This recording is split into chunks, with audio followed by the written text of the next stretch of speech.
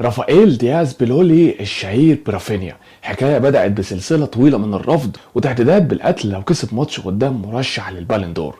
ازاي الولد اللي كان بيطلب اكل من الناس في الشارع بقى لاعب توصل له عروض ب 100 مليون يورو؟ ويا ترى ايه سر انفجاره مع برشلونة؟ وازاي كان ممكن يفقد رجليه؟ وايه دور رونالدينيو وديكو في رحلته؟ فكل دي اسئلة هجاوبكم عليها النهاردة، فما تنساش تعمل اللايك والشير والسبسكرايب ويلا بينا. في البرازيل في شتاء 1996 في حي ريستينجا في بورتو أليجري، هناك اتولد رافائيل دياز بيلولي في أسرة فقيرة لأم برازيلية وأب من أصل إيطالي كان عازف في فرقة سامبا. نشأته ما كانتش سهلة، كان بيشارك أوضة النوم مع والده ووالدته وأخوه الصغير ومعاهم القطط والكلاب زي أي طفل برازيلي في حي فقير. الكورة كانت شغله الوحيد، كان بيتفرج على الدوري الإنجليزي في التلفزيون ومبهور باللي بيعمله تيري أونري وسط صخب الجماهير والملاعب المليانة، وقال وقتها هيجي يوم والعب هناك. وهو عنده 7 سنين جات له فرصة يحضر عيد ميلاد أسطورة مدينته بورتو أليجري وهو رونالدينيو، وده كان عن طريق والده اللي كان بيعزف في الحفلة، فقدر يقابله ويتصور معاه. رونالدينيو وقتها كان في أول موسم ليه مع برشلونة وكان خاطف أنظار العالم كله. فرافينيا حكى إنه لما رونالدينيو شافه أخده بالحضن ولف معاه في البيت، ورافينيا حرفيا اتجمد من كتر الرهبة، قال إن ده كان أحسن عيد ميلاد حضره في حياته. من اللحظة دي لما دخل بيت رونالدينيو وشاف التواضع والبساطة قرر إن الكورة هي طريقه الوحيد إنه يخرج عيلته من الفقر. رافينيا بدأ رحلته يقدم في اختبارات أكاديميات الأندية الكبيرة في البرازيل عشان ياخد عقد ويساعد أسرته، لكن السفر للمباريات كان مكلف جدا وأوقات كتير ما كانش معاه فلوس ياكل بعد السفر، فكان بيطلب من الناس في الشارع يشتروا له أكل. طبعا ناس كانت بتساعده وناس كانت بتوصفه بالمشرد، لكن للأسف على الرغم من محاولات رافينيا إنه يلاقي نادي يلعب فيه أو ينضم ليه، فأغلب محاولاته كانت بتنتهي بالرفض. الحجة دايما إنه كان ضعيف جسديا ورفيع، فكان الحل إنه يلعب في بطولات الفاريزيا، ودي بطولات شعبية بتنظمها الأحياء، والبطولات اللي زي دي بتبقى الملجأ للأطفال المرفوضين من أكاديميات زي رافينيا، وبتتلعب على ملاعب ترابية وفي درجة حرارة عالية، فرق تلعب بتيشيرتات مختلفة وأحيانا فريق بتيشيرت والتاني من غير. ومباريات البطولات دي كانت بتبقى مليانة غضب وضغط، ومش بس كده، ده كمان بيبقى فيه رجالة واقفين بأسلحة حوالين الملعب وصوت ضرب نار عادي جدا. فهناك اتكونت شخصية رافينيا التنافسية وقدرته الكبيرة على تحمل الضغوطات من وهو في سن صغير، وخلت ثقته في نفسه عالية وانه يقدر يلعب في الاجواء دي في اي بطولة مهما كانت. رافينيا فضل يلعب في البطولات دي لحد 18 سنة وكان لسه معاه حلم انه ياخد عقد، لحد ما جات له فرصة مع فريق شباب نادي صغير في الدرجة الثانية اسمه امبيتوبا عشان يبدأ رافينيا انه يحاول يظهر فيه امكانياته. وفي ماتش من الماتشات كان في المدرجات دييجو فرنانديز مدير قطاع الناشئين في نادي افاي، واللي قرر يضمه لفريق افاي تحت ال20 سنة، فبدأ رافينيا يتدرب مع الفريق رغم ان مكان التدريب كان بيبعد عن بيته 6 ساعات سفر. ولسوء حظ رافينيا اتصاب معاهم في التدريبات، ولما رجع ما دخلش التشكيلة وطلبوا منه يتدرب لوحده، وفي اللحظة دي رافينيا كانت بتتوجه له الضربة الأخيرة في مسيرته الكروية، بجانب تكرار المحاولات وعدم حصوله على عقد وتحمله لتكاليف السفر اللي كانت كتيرة جدا عليه. وكان بيشوف صحابه اللي كانوا بيلعبوا معاه بيتجهوا للجريمة وتجارة المخدرات. الفكرة عدت على دماغه انه يسيب الحلم ويمشي في السهل، لكن امه كانت السبب الوحيد انه ما يستسلمش. فامه كانت بتشتغل في اكتر من 10 شغلانات عشان تحقق حلمها وتاخد شهادة وتدرس للاطفال اللي عندهم صعوبات في التعلم، وكانت دايما مثال للاصرار. وكمان في امثلة كتيرة من حياة رافينيا اتجهت لحياة الجريمة وادت بيهم الى نهاية مأساوية، وده كان دافع لرافينيا انه ما يتخلاش عن حلمه انه يبقى لاعب كرة قدم. فرجع يتدرب ودييجو اقتنع يضمه لقائمة بطولة كاس ساو باولو للشباب، ودي بطولة مجمعة للفرق البرازيلية تحت 20 سنة وبيبقى فيها كشافين من كل أنحاء العالم بيدوروا على المواهب الشابة. هناك رافينيا ظهر بمستوى عالي، وعايز اقول لك ان قدر يلفت نظر مين؟ ديكو، الاسطورة البرتغالية صاحب الاصول البرازيلية. ديكو اعجب بيه جدا واقنعه يوقع مع شركته لوكالة اللاعبين ووعده بحلم اوروبا، علشان في يناير 2016 ينتقل رافينيا الى فيتوريا جيمانيش مقابل 600 الف يورو. ومن اول تدريب المدرب فيتور كامبيلوس شاف فيه لاعب بيدي 100% دايما، فرافينيا ما خدش وقت طويل يتأقلم وكانت اللغة سبب مهم في ده، لأن البرازيليين بيتكلموا اللغة البرتغالية، فكان قادر يتواصل مع زمايله ومديره الفني اللي جربوا في أغلب المراكز الهجومية وقدر يلعب فيهم كلهم. وعلشان كده قدر رافينيا في 6 شهور بس إنه يصعد للفريق الأول. وفي موسم 2016-2017 لعب 85 ماتش، سجل فيهم 22 هدف وصنع 13، وأغلب ماتشات الفريق ظهر في مركز الجناح الشمال، وتصنف من ألمع المواهب في البرتغال. وكان أداؤه خاطف للأنظار بالذات في موسمه الثاني اللي أحرز فيه 18 هدف في كل البطولات، وده خلاه ياخد جايزة افضل لاعب في الفريق لموسم 2017-2018، ويتصنف كواحد من ألمع نجوم الشباب في الدوري البرتغالي الممتاز. والاداء المذهل ده بيلفت انظار انديه القمه في الدوري البرتغالي، واللي بيبقوا مهتمين بيه وعايزين يتعاقدوا معاه، علشان الكلام يكتر على رافينيا يا ترى هيروح فين. وفي الاستعداد للموسم الجديد بتيجي رساله لرافينيا من كابتن فريق سبورتينج وهو برونو فرنانديز، مكتوب فيها متحمس العب معاك. وده كان مزامن لعرض سبورتينج اللي تعاقد مع رافينيا بصفقه قيمتها 6 مليون يورو. وفعلا بينضم رافينيا لسبورتينج وبيكون ثنائيه مع كابتن الفريق برونو فرنانديز اللي ساعده في التاقلم مع الفريق بسرعه. وعايز اقول لك ان الثنائيه دي تخطت حدود الملعب لانهم بقوا اصدقاء مقربين خارج الملعب برضه. وظهر رافينيا مع سبورتينج بون بشكل كويس في بدايه الموسم، لكن للاسف رافينيا بيتصاب باصابه عضليه بعدته عن معظم ماتشات الموسم، وما قدرش يقدم المستوى المطلوب منه والمتوقع منه. وظهر الموسم ده مع سبورتينج في الدوري في 24 مباراة فقط، ساهم فيهم ب4 أهداف و4 أسيست. ولكن بالرغم من كده كان جزء من الفريق اللي حقق الثنائية المحلية بالفوز بالدوري البرتغالي وكاس البرتغال، بتسجيله هدف في ضربات الجزاء اللي ساعدت فريقه انه يفوز بالبطولة على حساب بورتو. وبعد انتهاء موسمه الأول مع سبورتينج بيقدم نادي رين عرض عكس كل التوقعات، وبيشوف رافينيا هي القطعة الهجومية اللي هتكمل مشروعه في الحلم بالتأهل لدوري أبطال أوروبا. وكمان بيكسر الرقم القياسي في توقعات النادي بعرض قيمته 21 مليون يورو لضم البرازيلي رافينيا اللي كان متحمس انه ينضم النادي بيلعب في الدوريات الخمسة الكبرى. وبدأ رافينيا الموسم وكان عنصر رئيسي في الفرقة بجانب ادوارد ميندي حارس المرمى السنغالي والفرنسي ادوارد كامافينجا. وفي الدوري الفرنسي سجل 8 اهداف وصنع 7 اسيستات. خلال فترته مع النادي ساعد رين انه يخلص الموسم في المركز الثالث ويتأهل لدوري ابطال اوروبا موسم 2020-2021. ورافينيا في الموسم ده كان تحت انظار العجوز المجنون بكرة القدم مارسيلو بيلسا المدير الفني لنادي ليدز يونايتد، واللي كان لسه صاعد حديثا للبريمير ليج. واقنعه رافينيا من خلال مستواه في الدوري الفرنسي انه يبقى الجناح الاساسي للفريق في اول موسم للفريق في البريمير ليج، واللي كان اخر مرة متواجد فيها الفريق في البريمير ليج كان سنة 2003-2004. وبالفعل قدم ليدز يونايتد عرض لضم رافينيا مقابل 19 مليون يورو. وهنا كان موقف صعب بالنسبة لرافينيا، ووقع قدام خيارين، اما انه يكمل مع نادي رين ويلعب في دوري ابطال اوروبا لاول مرة في مسيرته، او يروح لفريق صاعد حديثا في الدوري الانجليزي ويحقق حلم الطفولة انه يلعب في الدوري اللي كان بيتفرج فيه على اسطورته تيري اونري. وبعد تفكير كتير ونصيحة من صديقه المقرب السابق في سبورتينج لشبونة واللي هو برونو فرنانديز واللي كان لاعب لمانشستر يونايتد وقتها، ان طريقة لعبه هتناسب لعب البريمير ليج، فقرر رافينيا انه يحقق حلم طفولته ويروح لنادي ليدز يونايتد ويلعب للدوري اللي كان بيحلم بيه من وهو طفل، انه يلعب على ملاعبه المليانه بالجماهير واجواءه الساحره. ولكن كل ده كان مجرد حلم، عشان رافينيا في موسمه الاول مع ليدز في الدوري الانجليزي بيتم منع الجماهير من حضور الماتشات بسبب تفشي فيروس كورونا كاجراء احترازي للحد من انتشار المرض. لكن الماتشات كانت مستمره بمدرجات خاليه من الاجواء الحماسيه ومباريات اقل متعه. ورافينيا كان خايف انه في بدايه الموسم يلاقي صعوبه في التاقلم على اللعب في اول موسم ليه في الدوري الانجليزي، بالذات من غير الجماهير اللي رافينيا كان متعود عليها من وهو بيلعب في شوارع البرازيل، وهي من الاسباب الرئيسيه انه يروح البريمير ليج. وبرضه كل ده كان مجرد مخاوف لحد ما بدا الموسم ونجح مارسيلو بيلسا انه يلاقي التوظيف المناسب لرافينيا، وهو انه يديله الحريه الكافيه في التحرك من على الجناح اليمين، واللي كان فيه رافينيا مصدر خطوره كبيره في كتيبه الارجنتين المجنون، وظهر في البوزيشن ده في اكتر من ماتش في الموسم.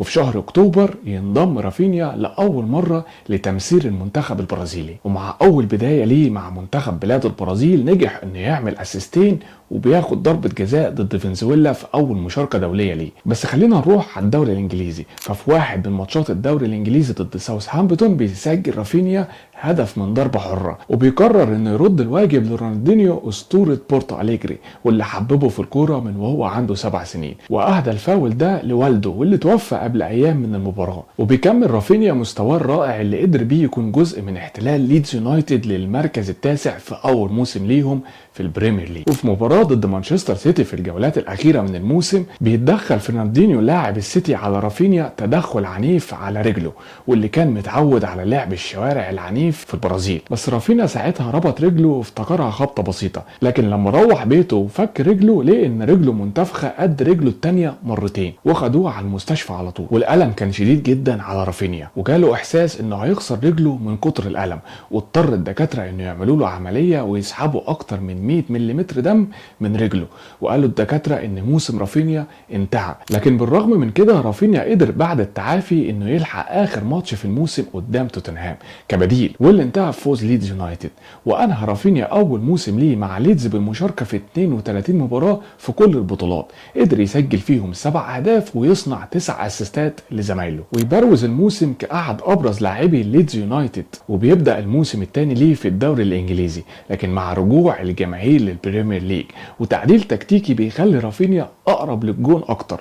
وده ميكس بيخلينا نشوف احسن موسم لرافينيا في مسيرته، قدم فيه اداء كبار وكان من افضل الاجنحه في الدوري الانجليزي، وقدر يعمل فيه مستوى يخليه من ابرز الاساسيين على رادار الانتقال لاكبر الفرق في اوروبا. ولكن الحكايه ما بتكملش حلوه لاخرها، لان على الرغم من اداء رافينيا العالمي الفريق بقى عنده مشاكل تانية، زي ان دفاع الفريق كان تاني اضعف دفاع في الدوري واستقبل 79 جون في الموسم ده بسبب اللعب الهجومي المفتوح. وده برضه اللي خلى الفريق قبل نهايه الدوري بجوله واحده انه يكون في مراكز الهبوط في المركز ال 18 في الدوري، متساوي في النقط مع بيرلي اللي هيلاعب نيوكاسل يونايتد على ملعبه، وليدز هيلاعب برينتفورد خارج ملعبه، وده كان في اخر جولة في نفس الميعاد. فبيدخل ليدز في تحدي صعب اللي لازم يكسب خارج ارضه بشرط تعثر بيرلي على ارضه قدام نيوكاسل، علشان رجل الموسم رافينيا بيوعد الجمهور انه هيبذل 100% من مجهوده وانه فريقه ليدز يونايتد هيفضل في البريمير ليج. ويبدا ماتش ليدز يونايتد وبرينتفورد وسط تألق من رافينيا في اكتر من لقطه، وبعد كذا محاوله بيجيب فريق ليدز جون في الشوط الاول، لكن بيتلغي بداعي التسلل وبينتهي الشوط الاول بالتعادل السلبي. والناحيه الثانيه كان متقدم نيوكاسل بهدف على بيرنلي عشان يخش ليدز يونايتد الشوط الثاني، ورافينيا بيكمل تألقه ومحاولاته وبيقدر ياخد ضربه جزاء ويسجل هدف تقدم ليدز على برينتفورد. وبالتوازي في الناحيه الثانيه في ماتش بيرنلي بيسجل نيوكاسل الجون الثاني وبيقترب حلم البقاء لليدز يونايتد، لكن الموضوع ما يمشيش بالسهوله دي عشان بعديها بيسجل بيرنلي هدف في نيوكاسل وبيقرب اكتر من التعادل. وفي نفس اللحظه برينتفورد بيجيب هدف التعادل في ليدز يونايتد ويرجع الامل لبيرنلي، لانه في حاله التعادل الفريقين هيهبط ليدز يونايتد للتشامبيونشيب. وبيكمل الماتش وبيكمل رافينيا محاولاته انه يوفي بوعده للجمهور وبيساهم في طرد لاعب من برينتفورد، وسخريه القدر ان اللاعب ده هو اللي جاب جون التعادل وقلع التيشيرت. وبنوصل لحد الدقيقه 90 ولسه نتيجه الماتشين زي ما هما،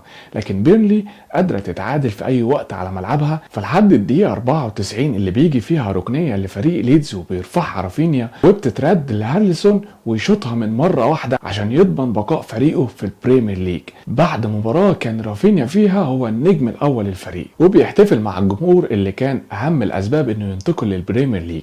وبعد الاحتفالات بيمشي رافينيا الملعب كله على ركبته، وعمل كده لانه واعد ربنا انه هيعمل كده لو ليدز فضل في الدوري وما هبطوش. ودي كانت اجمل وداعيه من نجم الفريق بعد موسم كبير قدم فيه اداء رائع. وبعد الموسم الثاني ليه مع ليدز بيوصل لرافينيا عروض من كبار انديه اوروبا زي ارسنال وتشيلسي وبرشلونه، ورافينيا بيقع في حيره صعبه بين الانتقال لانديه عندها مشاريع واضحه وفي حاله استقرار مادي واداري، او انه يحقق حلمه انه يلعب لبرشلونه زي اسطورته رونالدينيو اللي حببه في الكورة واللي كان نفسه يبقى زيه. ولكن برشلونة في حالة صعبة، لسه خارج من أزمة مالية كبيرة اتسببت فيها الإدارة السابقة لبرشلونة ورئيسها بارتوميو، وانتهت ببيع أصول من النادي، ولسه في صراعات ما خلصتش واللي بيحاول يحلها الرئيس الجديد خوان لابورتا، ومعاهم تشافي هرنانديز كمدرب في أول تجربة أوروبية ليه. ده غير كمان إن الفريق في مرحلة انتقالية ومتعاقد مع أكتر من صفقة جديدة، هيبقى ده أول موسم ليها في فريق برشلونة، زي كوندي وليفاندوفسكي وفرانك كيسي وكريستنسن. فكل ده بيخلي اختيار برشلونة صعب على رافينيا، لكن رافينيا بيختار قلبه وحلم طفولته للمرة التانية، إنه يلعب وسط جماهير الكامب نو زي رونالدينيو. وكان لوكيله ديكو اللي اكتشفه من البرازيل دور في الصفقة دي عشان يتعاقد برشلونة مع رافينيا ويكمل صفقات الفريق ويبقى جزء من مشروع برشلونة، وهو الرجوع لمنصات البطولات. وكان ساعتها بعقد قيمته 60 مليون يورو. فبدأ رافينيا مع برشلونة الموسم كجناح يمين، وللأسف أول موسم لرافينيا ما كانش على قد التوقعات، على الرغم من إن أرقامه ما كانتش سيئة كأول موسم ليه في الليجا. في 50 ماتش لعبهم رافينيا في كل البطولات ساهم فيهم ب10 أهداف وأسيست واحد، وكان جزء من الفريق اللي أخذ الدوري والسوبر الأسباني مع تشافي هرنانديز، إلا إنه شارك في 5 ماتشات بس 90 دقيقة كاملين، وده دليل على عدم الاقتناع بيه. وتشافي كان بيفضل عليه في الجناح اليمين عثمان ديمبلي، واللي تشافي اداله الثقة الكاملة بعد رجوعه من الإصابة. وديمبلي كان مثالي لطريقة لعب تشافي اللي بتلزم الجناح اليمين الالتزام بمركزه وصناعة اللعب من على الطرف، وده اللي كان سيء فيه رافينيا واللي خلاه يطلع بمستوى أقل من التوقعات. وفي الموسم الثاني بتيجي هدية لرافينيا بانتقال عثمان ديمبلي لباريس سان جيرمان وتفعيل الشرط الجزائي في عقده. وافتكر رافينيا انه هياخد فرصته كاملة عشان يثبت نفسه لتشافي، لكن بياخد تشافي المخاطرة انه يصعد الموهبة لامين يامال اللي عنده 16 سنة بس عشان يلعب في الجناح اليمين، واللي بيقدم مستوى خرافي بالنسبة لسنه، وده اللي خلى رافينيا يبقى لاعب بديل في اغلب فترات الموسم. وكمان اصابة عضلية بتخليه يغيب عن 11 ماتش في موسم سيء لبرشلونة مع تشافي على مستوى النتائج في الدوري ودوري الابطال، وخروج برشلونة من كاس ملك اسبانيا. فرافينيا كان بيعيش واحد من اسوأ المواسم في مسيرته. قرعة دوري ابطال اوروبا بتوقع برشلونة قدام باريس سان جيرمان، ويلعب تشافي برافينيا في مركز الجناح الشمال بتوظيف مختلف وبحرية حركة اكتر عشان ينجح رافينيا انه يسجل هدف. وعلى الرغم من خسارة برشلونة في مجموع المباراتين وخروجه من دوري الابطال، الا ان رافينيا قدم مستوى جيد وسجل 3 اهداف في مباراتين. وتشافي كان بدأ يلاقي حل المشكلة سوء اداء رافينيا، وبدأ يلعبه اكتر في الجناح الشمال في الدوري، ومستوى رافينيا كان بدأ يتحسن. وفي نهاية الموسم برشلونة بتخلص بموسم صفري بعد خسارة الدوري قدام ريال مدريد والخروج من كاس الملك قدام اتلتيك بلباو والخروج من دوري الابطال على ايد باريس سان جيرمان. فتقرر ادارة برشلونة اقالة المدرب تشافي هرنانديز، والوضع في برشلونة بدأ يزداد سوء بسبب الصراعات والازمات المالية. وعلى الرغم من ان ارقام رافينيا في الموسم الثاني ليه على التوالي ما تكونش سيئة، بعد ما لعب في كل البطولات 37 ماتش سجل 10 اهداف وصنع 13 هدف، الا ان اداؤه في الملعب كان اقل من المتوقع بالنسبة للجمهور. والرقم اللي جاي بيه عشان يساعد الفرقة وتخليص برشلونة من الموسم الصفري، كان كل ده بيمثل ضغط كبير على رافينيا في اثبات نفسه في نادي احلامه. وفي فترة الانتقالات قبل بداية موسم 2024-2025 ومع استمرار ازمات برشلونة المالية، بيجي لرافينيا عرض ضخم براتب خيالي من الدوري السعودي بقيمة 100 مليون دولار لضم رافينيا لدوري روشن. والعرض كان مغري لإدارة برشلونة في انها تفكر تبيع رافينيا ويبقى سبب في حل ازمات المالية بالنادي، وبالذات بعد موسمين ما قدمش فيهم المتوقع منه، وتطور لامين يامال خصوصا بعد اليورو، ونية إدارة برشلونة في التعاقد مع نيك ويليامز اللي قدم اداء خاطف في اليورو برضه لتعويض رافينيا. ومع تزايد مطالب الجماهير برحيله عن النادي، بدأ رافينيا يحس وكأنه خارج الحسابات، وبدأ يفكر بجدية انه يقبل العرض وينتقل للدوري السعودي حتى لو ده كان معناه التخلي عن حلمه. وفي بداية الموسم بيتم تعيين الألماني هانز فليك في منصب المدير الفني الجديد لبرشلونة، وكانت من أول قراراته انه يخلي برشلونة ترفض عرض رافينيا، واكد للاداره انه هيعرف يستفيد منه بخطه مستقبليه مع النادي. وكلم هانز فليك رافينيا وطلب انه يجتمع معاه قبل التمرين قبل ما ياخد اي قرار يخص مستقبله، وفعلا اقنعه فليك بدوره في الفريق وانه هيخليه يطلع احسن نسخه من نفسه،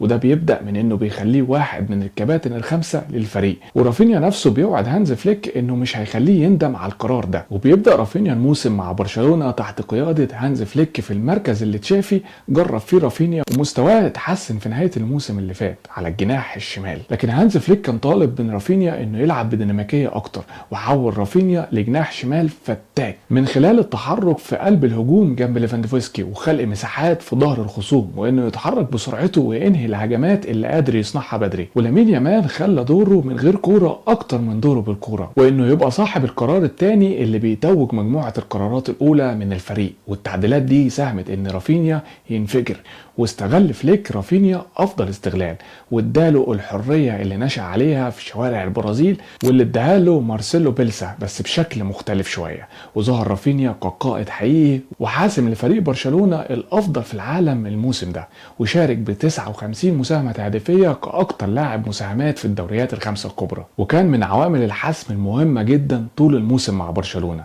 اللي توجوا بالثلاثيه المحليه وقدروا يفوزوا على منافسهم المباشر ريال مدريد في كل الماتشات اللي لعبوها قصاد بعض. ولولا روخو والحكم سيمون مارشيناك كان ممكن يكون موسم تاريخي لبرشلونه، ويقدروا يحققوا فيه كل البطولات الممكنه كاقوى فرقه في العالم. وكل ده دخل رافينيا انه يكون من المرشحين الاقوياء في جائزه البالون دور الموسم ده، بعد خيبه امل كبيره في موسمين مع تشافي واداء اقل من المتوقع، ومن لاعب كان اقرب للرحيل للدوري السعودي لواحد من افضل اللاعبين في العالم. والنقله دي حصلت بسبب اصرار رافينيا وعدم استسلامه والعقليه التنافسيه اللي اتكونت عنده من نشأته الصعبه، واللي خلت عنده تحمل كبير للضغوطات في كل لحظه، وسلسله الرفض اللي تعرض لها من اول الاكاديميات اللي كانت بترفضه عشان ضعف جسمه لحد عدم نجاحه في مواسمه الاولى مع برشلونه.